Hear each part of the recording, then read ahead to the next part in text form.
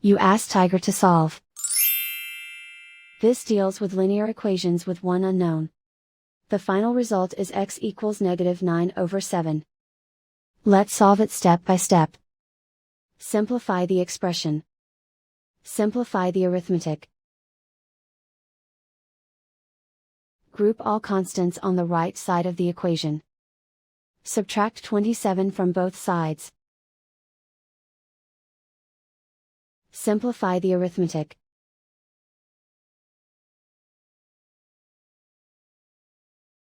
Isolate the x.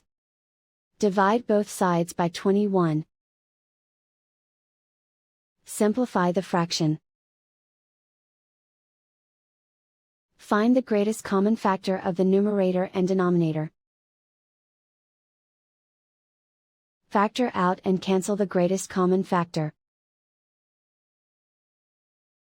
And so the final result is x equals -9/7.